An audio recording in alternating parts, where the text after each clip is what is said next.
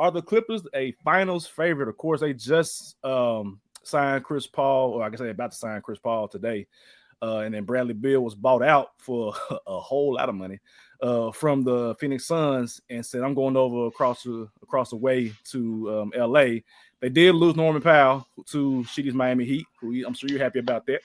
But overall, the Clippers have reloaded, retooled their roster, and Took, you put in the group chat earlier that this is a pretty damn good team. So let's talk about it, man. The Clippers, what y'all thinking? I said they should be on paper On paper, a good team. should be. Let's clarify that because it's a difference between on paper and me picking them on 2K versus me watching them in in LA. And I saw a tweet. What it say? Kawhi is 34, Harden 36, Bill is 32 and had the worst season of his career last year. CP is 40. Brook Lopez is 37, and Nick Batum is 37. That is 6 out of the 10 players that for sure are going to damn near play every game of the season. So, I mean, the only thing stopping them is probable DMPs, questionable, hurt, injured, illness. Because this team should be really good, bro. They got a lot of good players. You don't have to depend on James Harden to be the James Harden of old. You don't have to depend on a lot of these players of being the players that they are as old. It's like forming a Megazord who just gonna be a little rusty. He'll just still get the job done, but you just gotta let him form the best way you know how. And we gonna see how it forms, especially if you got Chris Paul coming off the bench. He started all 82 games last season. So again, this ain't somebody that's a slouch. He just 40 years old. So I'm looking forward really to seeing, because like again, Clippers, this is a championship winning team on paper. But they're gonna have to show me. They're gonna have to show me that they better than the Rockets, that they better than the Nuggets, and that they better than the Thunder.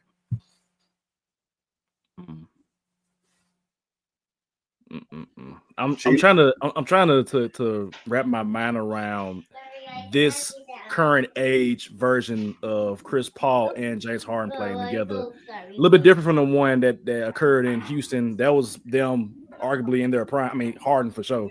But Chris Paul's playing out of his mind, up until the injuries happening.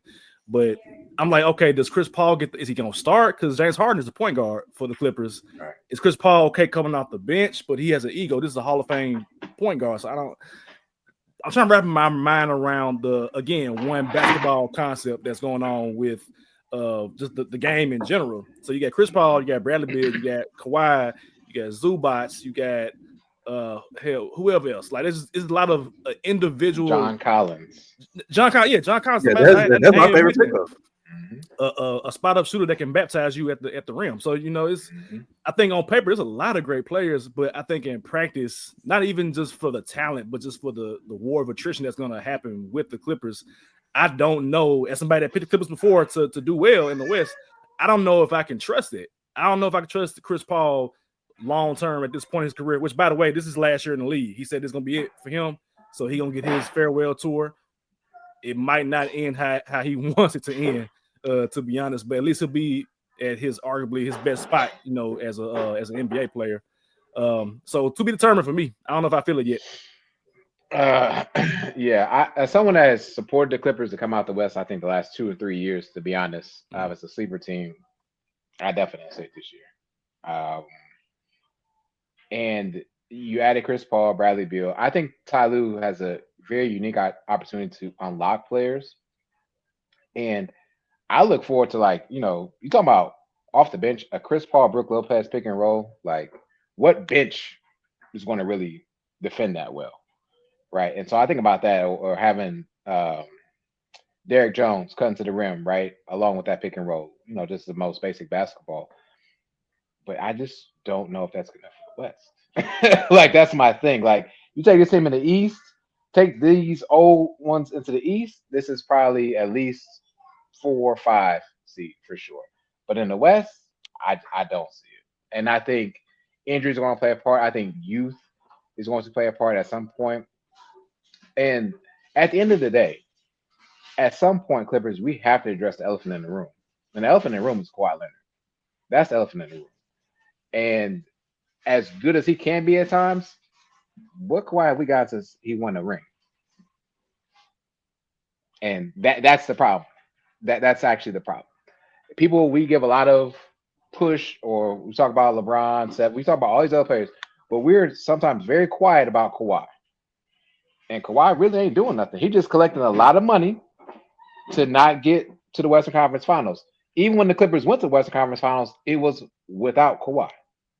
So, this team gonna do it now with Kawhi, James Harden, and all this other. Nah, I don't see it. Good job, y'all got this together. But you're the better team in LA. I give you that. Definitely the better team in LA. Don't get me started with that. That's on the winners or losers. Just wait on it. Don't get me started with that. Oh, y'all can get started once LeBron gone, which I'm still waiting on, by the way. But okay. they already teasing it right now, getting everybody prepared. But yeah, welcome. Y'all 3 years late with LeBron.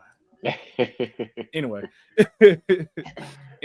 as far as like Bradley Beal, I feel like I'm confused about what the problem is with Phoenix. As far as like Kevin Durant and Bradley Beal, because they were all in the comments on Bradley Beal's post or somebody's post, just like laughing, like they finally happy that they escaped. I'm like, y'all chose to go there. You could have went anywhere else. You could have went anywhere else to go, for your to be traded. You the one with the no trade clause, dude. You could have said, "Nah, I'm good on that." But you decided to go to Phoenix. Kevin Durant decided to go to Phoenix. Then y'all leave Phoenix, and y'all like, thank God I'm out of there. So what the hell happened in Phoenix? Why is Devin Booker still there? Why is he happy where he's at? I don't understand that part of it when everybody's saying, "Oh, we're gonna be the best team in the West. We're gonna do this, we're gonna do that," and then it didn't happen. So it's just like, why y'all backtracking now? That part I don't understand with Bradley Beal, Kevin Durant. The thing is, if I may interject, and I hate to be this way, but Phoenix in the offseason is blah. But when the season starts, and even like socially, it's the best place in America, in my opinion, to be. So I can understand, if not having no pressure to win and being able to enjoy life. Like that's, I ain't gonna say living it, but I'm kind of living it now. That's the answer y'all question. But the flip side of that is they didn't realize what kind of shit show organization that they were coming to with the Suns. It was a shit show Suns. Say that 5 times in a row. They brought in a new owner who thought, I'll go for it. They brought in